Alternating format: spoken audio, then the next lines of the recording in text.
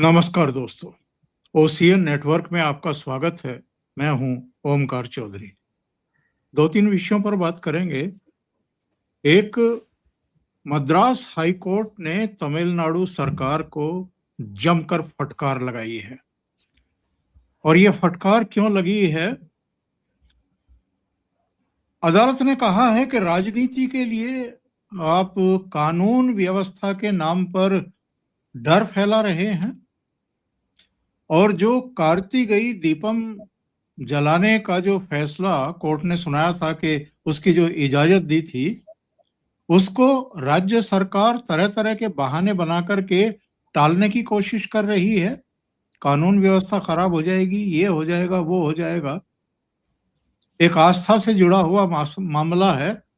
देवताओं की स्तुति में एक पहाड़ी पर, एक पर्वत की शिखा पर दीपक जलाना है, और राज्य सरकार राजनीतिक कारणों की वजह से एक ऐसा माहौल क्रिएट कर रही है। एक तो हम जरा इस पर बात करेंगे कि तमिलनाडु सरकार इस तरह की हरकतें क्यों कर रही है। दूसरे, जरा ये भी जानने की कोशिश करेंगे कि सुप्रीम कोर्ट ने, जिसके बारे में कहा जाता था कि भाई सरकार तो हमारी है लेकिन सिस्टम उनका है, ये हम बहुत समय से सुनते आ रहे हैं।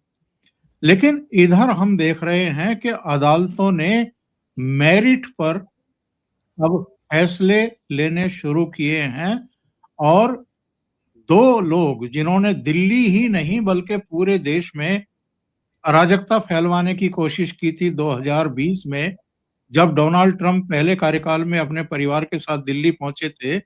आपको याद होगा, दिल्ली में दंगे हुए थे। उन दंगों में बाकी लोगों के साथ साथ उमर खालिद और शर्जिल इमाम के भी नाम आए थे, और अब उन पर गंभीर धाराएं लगी हुई हैं। 5 साल से वो तिहाड़ में हैं। सुप्रीम कोर्ट तक मामला पहुंचा था उनकी जमानत का। सुप्रीम कोर्ट ने उनको जमानत देने से न केवल इनकार किया, बल्कि उनके वकील कपिल सिब्बल से कहा कि 1 साल तक अब आप दोबारा जमानत की अर्जी नहीं लगाएंगे। निचली अदालत में जाइए, वो मेरिट पर इसमें फैसला करेगी, लेकिन हम जमानत नहीं दे रहे हैं क्योंकि बेहद संगीन आरोप हैं। इधर कांग्रेस के नेताओं के कुछ और बोल बिगड़े हैं, उन पर भी जरा चर्चा करेंगे।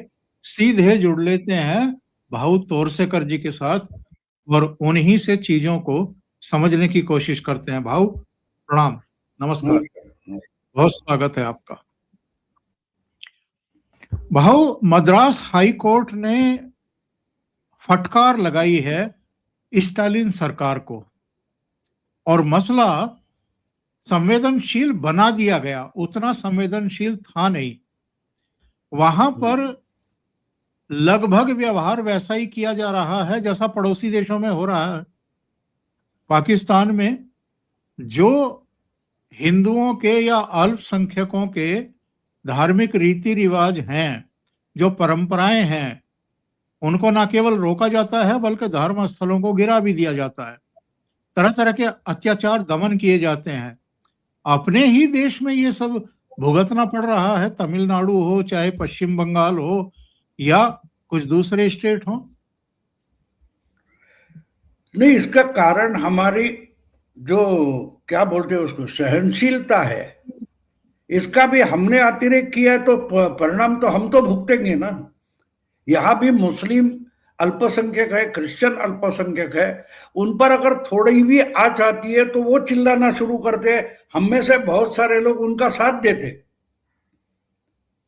तो अगर पाकिस्तान में हो, बांग्लादेश में हो या यहां भी हो, अगर हिंदुओं पर थोड़ी भी आंच आ जाए तो हमारे बुद्धिजीवी हमारे साथ खड़े होते नहीं। तो हमारे सबसे पहले दुश्मन जो है वो हमारे सेक्युलर बने हुए बुद्धिजीवी हमारे दुश्मन है, ना कि अल्पसंख्यक है। हमको ये बोलना पड़ेगा। ये कोर्ट क्या करेगी, कानून क्या करेगा, वो छोड़ दो, वो बाद की बात है। देखो, बीमारी कहां फैली है। आप वहां जाओगे कोरोना होगा, यहां जाओगे प्लेग होगा, वो बात अलग है। लेकिन प्लेग होने के लिए मेरे शरीर में दुबलेपन होना जरूरी होता है। अगर मेरा शरीर अगर कंडम है, दुखड़ाइट है, वो उतना स्वास्थ्यपूर्ण नहीं है तो पहला दोष मेरा होता है, बीमारी का नहीं होता। तो जब तक हिंदू समाज में हम ये क्लियर नहीं करते कि हमें जो हमारे आस्थाओं के खिलाफ बोलने वाले लोग हैं उनका बंदोबस्त हम पहले करेंगे। जो हिंदुत्व के खिलाफ बोलेगा उसको किसी भी चुनाव में हिंदू वोट नहीं देगा। इस ढंग से हमको आगे बढ़ना चाहिए। बाद में कोर्ट क्या करेगा, कानून क्या करेगा, कॉन्स्टिट्यूशन क्या है, संविधान क्या है, वो सब बाद की बात है। क्या होता है, हम इन पर चर्चा करते हैं और एक तरीके से उनको बढ़ावा देते हैं। उसमें लॉजिक ने भाड़ में गया लॉजिक। कोई भी मुस्लिम या क्रिश्चियन जब उसकी आस्था पर बात आती है तो लॉजिक पर बात नहीं करता। अगर सामने वाला कोई परमाणु बम बनाता है तो उससे लड़ने के लिए हमको परमाणु बम बनाना पड़ेगा।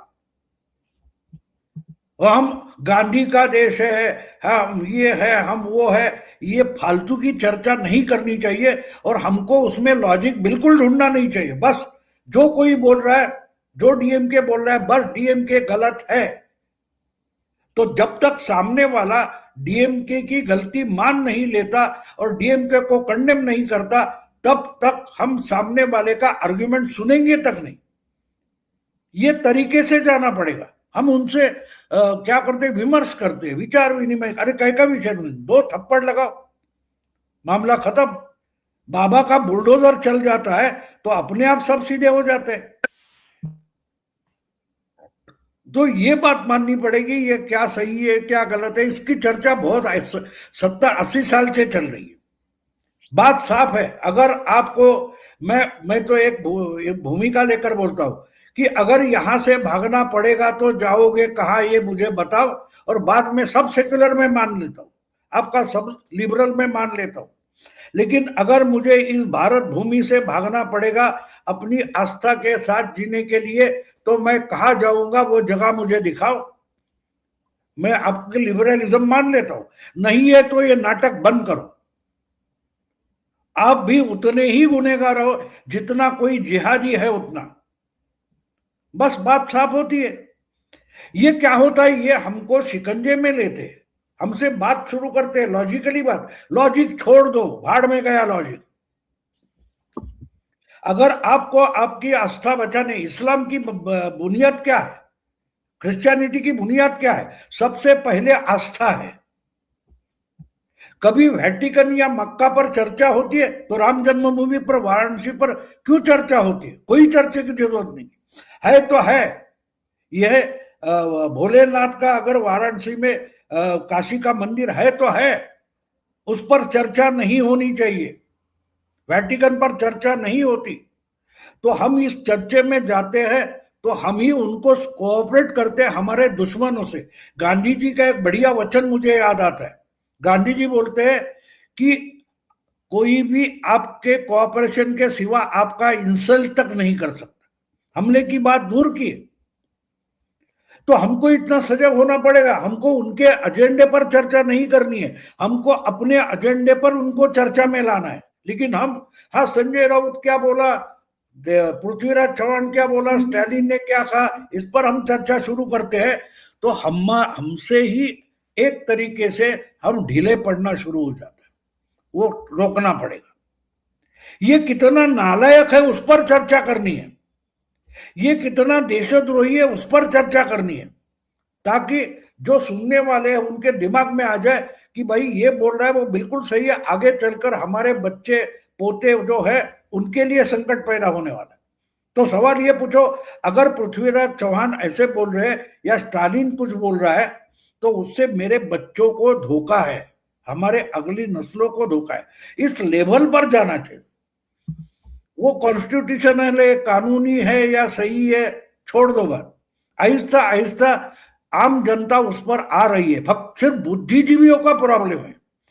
मैं हमेशा एक बात कहता हूं कि दुनिया का इतिहास हम चेक करेंगे तो बुद्धिजीवियों ने प्रॉब्लम बनाए और अनाड़ी जो है उन्होंने सॉल्व किए, क्योंकि वो चर्चा में नहीं जाते, बस काम खत्म कर देते हैं, मामला आसान हो जाता है। तो इसलिए जो कुछ हुआ है कोर्ट में हुआ है, होगा। अब ये बात है कि ये इसमें है कि नहीं, कानून का इतना जंगल खड़ा कर दिया है कि आप सिर्फ सांस लेते हो तो भी आप गुनहगार हो, ये प्रूव हो सकता है। इतना कानून का जंगल है। आपको पता नहीं कि इस कानून में के आधार पर आप कुछ करने जाओगे तो वो कानून टूट जाएगा।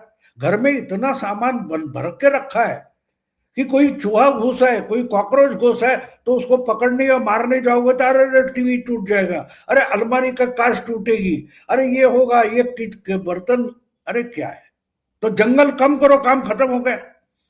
घर का सामान जो रोजमर्रा की चीज नहीं है वो क्यों भर के रखते हो? और फिर हमको ही रहने को जगह कम हो रही है, अरे होगी नहीं तो क्या होगी, आपने कचरा भर के रखा है घर में। तो ये जो हमारी व्यवस्था बनी है ना, वो वैसी बनी है, वो समस्या है, हमें वो समझना पड़ चाहिए। और मेरा ख्याल है कि मोदी, शाह, योगी, देवेंद्र ये अपने तरीके से काम कर रहे, हमको उनको बढ़ावा देना चाहिए। जो कुछ कर रहे हैं, हमको कुछ समय के लिए लगेगा कि अरे भाई ये तो गलत हो रहा है, तो हमसे ज्यादा वो कर रहे हैं ना, हम तो कर नहीं रहे, हम खाली बकवास कर रहे हैं। तो अगर वो कुछ काम कर रहे हैं तो वो नाउम्मीद ना हो, उसके लिए प्रयास करनी चाहिए। सुप्रीम कोर्ट के फैसले को आप कैसे देखते हैं, जिसमें उमर खालिद और शर्जिल इमाम की जो याचिका थी जमानत की, वो खारिज भी की और खरी खरी सुनाई भी? किस किस को सुनाई? कपिल सिब्बल थे, अभिषेक मनु सिंघवी थे, सिद्धार्थ दवे थे, कई जो चेहरे हमें दिखाई देते हैं, सलमान खुर्शीद भी थे। और ये सब बचाव किनका कर रहे थे? जो दिल्ली दंगे के आरोपी हैं और 5 साल से तिहाड़ में बंद हैं। इन बस पर यही, बहुत बस बस बस बस बस एक मिनट, आपने जो कहा वो आप ही थोड़ा समझ लो, आप थोड़ा समझ लो।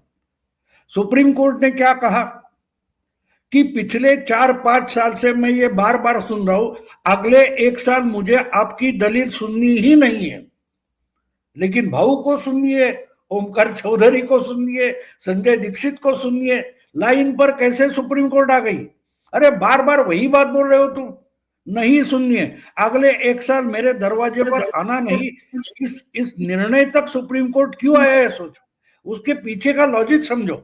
उनको मालूम है ये नालायकों का समर्थन करने आएंगे, तो इनके लिए 1 साल के लिए दरवाजा बंद करो। तो हम भी तय कर सकते हैं कि कोई जो देश के खिलाफ बोलेगा तो उसके बारे में 1 साल हम चर्चा नहीं करेंगे। क्या हम कर सकते हैं? नहीं करेंगे। हम बोलेंगे सुप्रीम कोर्ट को करना चाहिए, हम बोलेंगे मोदी को करना चाहिए, और हम क्या करेंगे? हम चर्चा करेंगे। ये गलत है। मैं मानता हूं कि जो अच्छे काम हो रहे हैं उसकी तरफ हमको मुड़ना चाहिए, निगेटिविटी से बाहर हमको भी निकलना जरूरी है। ये अच्छी बात है, सुप्रीम कोर्ट ने किया तो सुप्रीम कोर्ट इस निगेटिविटी से बाहर निकली कि भाई ये सारी है तो कितनी लंबी है, इसका पल्लू कहां से है, ये सब चर्चा क्यों शुरू की जाती है? अगर इस पर जाओ नीचे के कोर्ट में, जल्दी से तारीख निकालो, उसका अगर वो इनोसेंट है तो प्रूव करो, जमानत के लिए मत आओ। और ये दलीलें मेरा ख्याल है कम से कम 50 बार तो ये खालिद के लिए गए कोर्ट में, तो उनका मुनकर एक पट्टी लगा दी। तो इससे हमें सीख लेनी चाहिए। सुप्रीम कोर्ट ने क्या किया है, उस ऑर्डर में मत जाओ, उस ऑर्डर का मायने समझो। मैं मानता हूं कि वो उस ऑर्डर से क्लियर कर दिया कि 1 साल में ये आपका बकवास हमें सुनना नहीं है। पूरी मीडिया में पिछले 10-15 साल में एक बड़ा बदलाव अगर आ गया, तो आहिस्ते आहिस्ते टीआरपी खत्म हो गई है। प्रिंट मीडिया का पेपर लोग पढ़ना बंद हो गए। क्यों बंद हो गए? क्योंकि लोगों को मालूम है वही रवीश कुमार, वही कोई और अंजुम फंजुम जे बोलेंगे, बस तंग आ चुके, बस इनका सुनना नहीं। तो उस मीडिया हाउस के चेयरमैन वगैरह को उनको धक्का मारकर बाहर निकाल दिया। लेकिन हमें इसमें इंटरेस्ट क्यों होता है ज्यादा? इससे भी बहुत ज्यादा, मैं अभी पहले आपसे बात कर रहा था, वही पृथ्वीराज चौहान जैसा हमारे पूर्व मुख्यमंत्री महाराष्ट्र के, बहुत ज्ञानी, होशियार, पढ़ा लिखा, लेकिन उसकी लाचारी देखो। जो कुछ 19 दिसंबर को भारत का प्रधानमंत्री बदलेगा, मराठी होगा, अब बोल रहे कि वेनेजुएला जैसा मोदी को उठा कर लेके जाएंगे। अरे वो बुद्धिमान है, ये इतना पागल जैसा बात नहीं करेगा। लेकिन पृथ्वीधर ऐसी बात इसलिए कर रहा है कि उनको भी पता है अगर पागल जैसा कुछ नहीं बोलेंगे तो मीडिया उठाएगा नहीं। आजकल का मीडिया के चर्चा विमर्श हम देखते हैं तो ऐसा लगता है कि भाई निगेटिव बोलो, गलत बोलो, पागल जैसा कुछ बोलो तो बस वो मुद्दा बन जाता है। अब कल की बात है, मेरा एक मराठी में हमारे दूसरे है उनका उसका पॉडकास्ट हो रहा था। मैंने बोला हारून खान का बीजेपी क्यों बोले? अरे जो अमित शाह टर्म था उसने 50 मिनट का भाषण किया है, उसमें 10 सेंटेंस सिर्फ क्या बोलते हैं उसको, पठान के बारे में, खान के बारे में थे। लेकिन 50 मिनट में आपने 50 सेकंड का वो उठाया और वही न्यूज करके दिखा रहे। तो उसको अगर पब्लिसिटी चाहिए तो उस खान पर बोलना पड़ेगा, क्योंकि बाकी मुंबई के लिए ब्लूप्रिंट क्या है, मुंबई में क्या डेवलपमेंट करेंगे, उसमें वो आधा घंटा बोला है, लेकिन आप तो उस पर नहीं बोलेंगे। तो कहने का मतलब मेरा ये है कि हमको भी इनकी तरफ पीठ दिखाना जरूरी है, ना इनको सीरियसली लेना है। बंद करो इन पर चर्चा। राहुल गांधी क्या करते? अब आज अभी अभी मैंने किसी एक यूट्यूबर का ये देखा, जो मोदी नहीं कर पाए वो राहुल गांधी कर पाए। क्या किया? तो ट्रंप को कुछ धमकी दी वगैरह वगैरह। अब बात यह है कि राहुल गांधी ने 50 करोड़ का चेक दे दिया, उसके खाते में पैसे हैं। अगर मोदी देता है चेक तो उसका पैसा निकलेगा 50 करोड़। राहुल गांधी अगर ब्लैंक चेक भी दे दे तो उसका कोई मतलब है नहीं। लेकिन वो चेक लेकर अगर हम घुमाएंगे तो हम भी आहिस्ता आहिस्ता मजाक का कारण बन जाएंगे। तो सुप्रीम कोर्ट का जो आपने बताया, तो मैं मानता हूं कि सुप्रीम कोर्ट की अकल ठिकाने आई या वो भी तंग आ चुके। बस भाई, उमर खालिद से भी ज्यादा बहुत 70,000 केसेस पड़े हुए हैं, हम वो सुन नहीं पा रहे। तो अगले पूरा साल आप लोग नहीं आने चाहिए। तो बस ये एजेंडे से निकाल दो, चर्चा की एजेंडे से अगर हम उनको निकाल देते हैं, आम जनता ने तो निकाल दिया है तो हमको भी निकालना पड़ेगा। और वही मैं मानता हूं सुप्रीम कोर्ट ने सिब्बल को क्या बताया छोड़ दो, हमको भी कुछ बताया, तो वो हमको समझना चाहिए। मैं हमेशा बोलता हूं कि दूसरे को अगर सबक मिलता है तो हमको भी उससे सीखना जरूरी होता है। बहुत सारी चीजें। हाँ बोलिए। सुप्रीम कोर्ट और ये हाई कोर्ट बदल क्यों रहे हैं? पब्लिक में भी, मीडिया में भी ये बात तो लगातार कही जा रही थी कि कॉलेजियम सिस्टम की वजह से तमाम तरह की बुराइयां आ गई हैं, या इनमें एक खास विचारधारा के जजेस भरे हुए हैं, वो उसी विचारधारा से प्रेरित होते हैं और उसी विचारधारा से प्रेरित होकर के गलत फैसले देते हैं। इन्हीं लोगों ने ऐसे बहुत सारे फैसले दिए हैं जिसको क्रिटिसाइज किया गया है।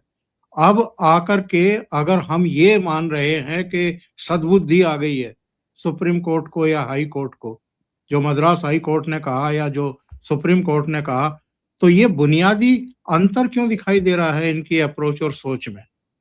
नहीं, ये समय का बदलाव है। देखो आज धोतिया कितनी दुकान में मिलती है,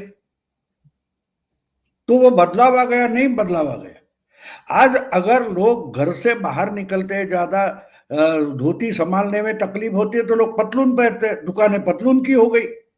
तो ये मैं बदलाव नहीं मानता, ये समय की मांग होती है, समय की मांग होती है। अगर मीडिया में ये सब चीजें नहीं चल रही है, हमारा पेपर नहीं चल रहा है, तो बहुत सारे संपादकों को नारियल देकर घर से मीडिया हाउसेस ने भगा दिया है ना। अब कल की बात है ना, कोई वो लल्लन टॉप वाला, उसको भी निकाल दिया। तो क्यों निकाल दिया वो सोचो, क्योंकि जो जिसने पैसा लगाया, कैपिटल पूंजी लगाई, उसको भी उससे प्रॉफिट चाहिए। अगर प्रॉफिट नहीं मिल रहा है तो कारण क्या है? वो ढूंढते भाई इसके सब्जेक्ट सारे लोगों को नापसंद सब्जेक्ट ले रहा है, तो हमको इसको भगाना पड़ेगा, तो ले लेते। तो वैसे ही सुप्रीम कोर्ट में बैठे जज जो होते हैं वो भी इंसान है आखिर, उनको भी पता चलता है कि जो हम संविधान या कानून का विमर्श है उसके आधार पर बहुत बढ़िया बोल रहे, लेकिन अगर जनता नहीं तो एक दिन जनता कोर्ट में घुसकर मारेगी भी। ये जब रियलाइजेशन हो जाता है तो उनको बदलना पड़ता है।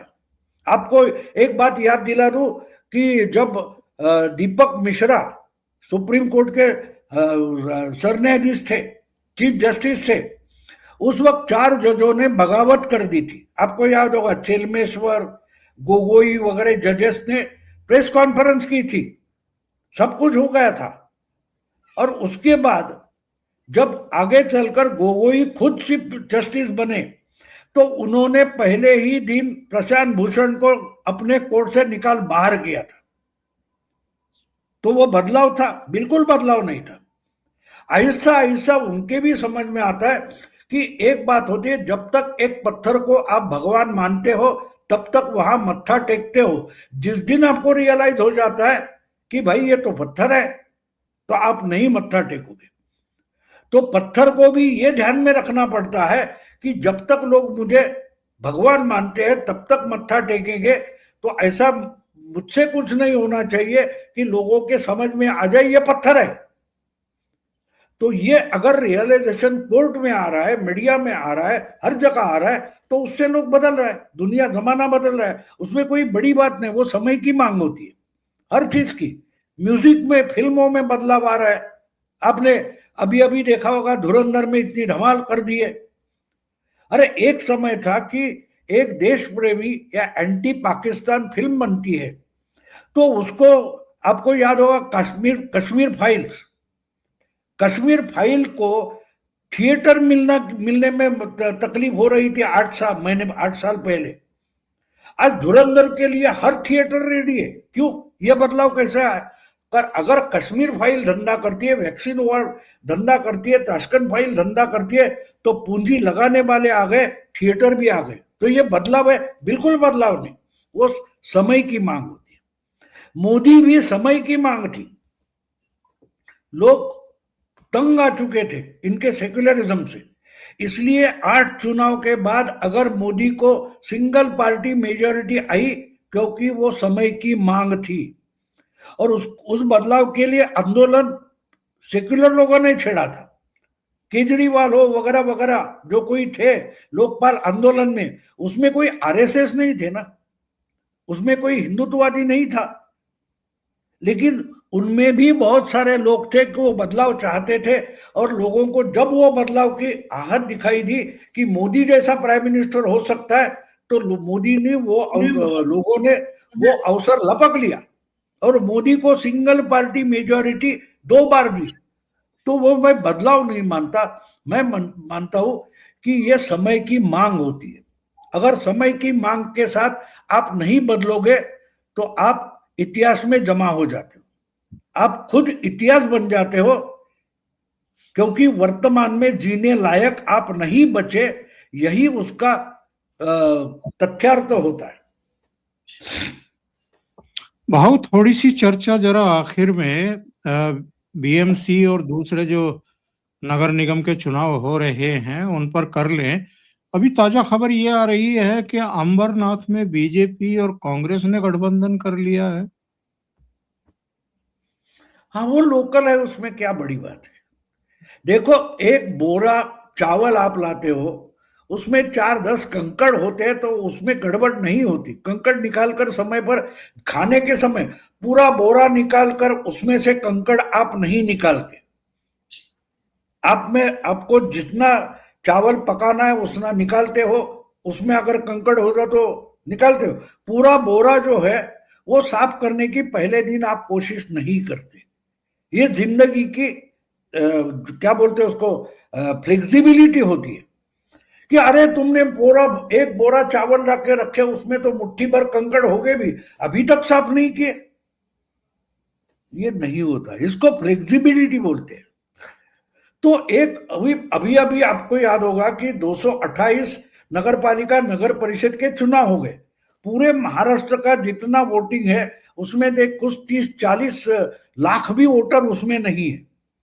यानी पूरे महाराष्ट्र की जो पॉपुलेशन है उसमें 1% में 1% में 1% भी पॉपुलेशन नहीं है। वहां कांग्रेस और बीजेपी एक साथ हो गए, अरे बाप रे, भूकंप ही हो गया।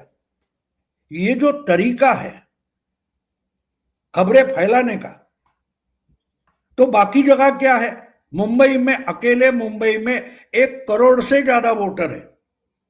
और ये जो क्या बोले आप, अमरनाथ वगैरह जो कुछ है, वहां 1 लाख वोटर भी नहीं है। महाराष्ट्र में 6-7 करोड़ वोटर है, उसमें अगर 70-80 हजार वोटर है, वहां एक कुछ ऐसा हो गया तो पूरा बीजेपी पर ब्लेम करो। लेकिन ये लोकल मामला है। देवेंद्र फडणवीस का बयान आ गया कि हम अपने पार्टी के जिन नेताओं ने ये खेल किया है उनके खिलाफ कार्रवाई करेंगे। बिल्कुल कि करेंगे। वहां पर 27 पार्षद चुने गए थे शिवसेना के, बीजेपी के 14 चुने गए थे, कांग्रेस के 12 चुने गए थे, एनसीपी के 4, इंडिपेंडेंट 2, 60 का सदन है, 31 सीटें चाहिए वहां मेयर बनने के लिए। और कांग्रेस के लोकल और कांग्रेस के बीजेपी के लोकल ने हाथ मिला लिया, बाकी लोगों से गठबंधन कर लिया और शिवसेना 27 सीट अकेले हासिल करने पर भी टापती रह गई। तो अब हालत ये है कि देवेंद्र फडणवीस का बयान आ गया है कि हम ये खेल नहीं होने देंगे। तो ये बड़ा दिलचस्प चुनाव हो रहा है इधर। बिल्कुल नहीं, नहीं नहीं नहीं नहीं, बिल्कुल दिलचस्प नहीं है, बिल्कुल दिलचस्प नहीं है। 2.5 साल के लिए सबसे बड़ी पार्टी होकर देवेंद्र फडणवीस अपोजिशन लीडर बने बैठे थे। जो कोई आज इसको अनैतिक बोल रहा है, उसको पहले ये बोलना चाहिए था, उद्धव ठाकरे शरद पवार नाम के 1 नंबर के खलनायक किसी महाराष्ट्र में पैदा हुए, उसकी ये नाजायज औलाद है अमरनाथ में, ऐसा बोलो तो मैं मान लूंगा। आपने आदर्श क्या दिया था 2019 के चुनाव के बाद? अरे भाई, किसी के साथ जाकर चुनकर आओ और बाद में जिसको चाहिए वो इकट्ठा हो जाओ, बहुमत दिखाओ और ले जाओ। और आपको याद होगा जयपुर में मैंने 3 साल पहले एक बोला था, डेमोक्रेसी की वैल्यू क्या है। हमारे महाराष्ट्र में जो स्पीकर हुआ करते थे, सभापति, विधानसभा के अध्यक्ष थे अरुण गुजराती, उन्होंने उस बार 99 में बताया था, 26 साल पहले, कि अब हमारी डेमोक्रेसी आंकड़ों की है। 51 दिखाओ, तुम पूरे के पूरे 100 ले जाओ, आपके पास 49 है तो तुम भिखारी हो। ये हमारी डेमोक्रेसी आंकड़ों की है। अगर ये गलत है तो मुझे एक बताइए कि नीतीश आएगा, नायडू आएगा और मोदी सरकार गिर जाएगी, ये बोलने वाले क्या आज बोल रहे हैं? आज अचानक उनको अमरनाथ सबसे बड़ा लग रहा है और देश का पार्लियामेंट बिल्कुल छोटा है अमरनाथ की नगर पालिका से। अगर वो लोग जो आज अमरनाथ में जो कुछ हुआ वो गलत है, अनैतिक है बोल रहे हैं, उनके लिए मेरा सवाल है, अगर आपने नीतीश और नायडू के बारे में अनैतिक बातें मत करो ऐसा कांग्रेस को कहीं टोका होगा प्रवक्ता को, तब आप आज अनैतिक बात करो, लेकिन आज उस अनैतिक शब्द का इस्तेमाल करने का अधिकार भी आपको नहीं रहता। अगर आप मोदी को गिराने के लिए नीतीश और नायडू निकल कर आएंगे या बात कर रहे हो, अगर वो अनैतिक नहीं है तो अमरनाथ में जो हुआ वो अनैतिक नहीं है, अजूबा नहीं है, क्योंकि हमारी डेमोक्रेसी आंकड़ों की है। हाँ, उसको भाजपा निकाल दे, वो करे, वो अलग है, वो अलग है, वो मैं उस पर नहीं बोलूंगा। लेकिन अगर वो नैतिक था, अगर वो संवैधानिक था, तो ये पूरा का पूरा संवैधानिक है। क्योंकि एक बात ध्यान में रखो, एक बात ध्यान में रखो, जो चुनकर आता है वो पार्टी का बाद में है, पहले वो इंडिविजुअल है। उस वार्ड के, उस चुनाव क्षेत्र के वोटर ने उसको अपना प्रतिनिधि करके चुना है, वो पार्टी का गुलाम कब से बन गया? ये कहां की डेमोक्रेसी? अगर वो लोग चाहते हैं कि हमको ये अपोजिशन लीडर चाहिए, ये मेयर चाहिए, तो उनका वो पूरा अधिकार है, पार्टी उसमें हस्तक्षेप करे, वो अनडेमोक्रेटिक है। नहीं, लेकिन पार्टी तो हस्तक्षेप कर रही है। देवेंद्र फडणवीस ने कह दिया कि हम ये नहीं मानेंगे और हम 2.5 साल से जिनके साथ सरकार चला रहे हैं, शिवसेना यानी शिंदे सेना, हम उसके साथ हैं, इस तरह के गठबंधन के साथ नहीं है। नहीं, वो उनको बोलना जरूरी है, क्योंकि बीएमसी के चुनाव चल रहे हैं। वो बोलेंगे, वो बोलेंगे, लेकिन देखो ये अंदरूनी झगड़े चलते रहते। आपको याद होगा नागालैंड में पवार की पूरी पार्टी बोली वहां की कि हम तो बीजेपी की गवर्नमेंट, बीजेपी की मिलीजुली सरकार है, उनके साथ जाएंगे। आप हाँ बोलो या ना बोलो, हम पार्टी बदल कर वहां जाएंगे। तो पवार ने ओके दिया था। ये कोई पुरानी बात नहीं है।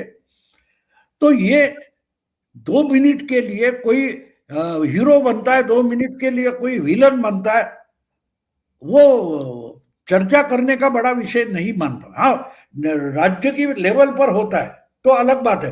1973 में मुंबई में वंदे मातरम पर बड़ा बवाल मचा था और बाला साहब ठाकरे ने वंदे मातरम पर ही बीएमसी के चुनाव लड़े थे। लेकिन चुनाव खत्म होने के बाद उसी मुस्लिम लीग के 11 कारपोरेटर का सपोर्ट लेके सुधीर जोशी को मेयर बनाया था। तो वो क्या था? वो नैतिक था। तो ये नए नए बच्चे हैं, उनको नैतिक क्या होता है, अनैतिक क्या होता है पता नहीं है। तो वो चर्चा होती रहती है। हम जैसे लोगों ने, मेच्योर लोगों ने उस पर ज्यादा ध्यान देने की जरूरत है। लोकल मामला है, चलता रहता है, ऐसा इधर उधर थोड़ा बहुत हो जाता है।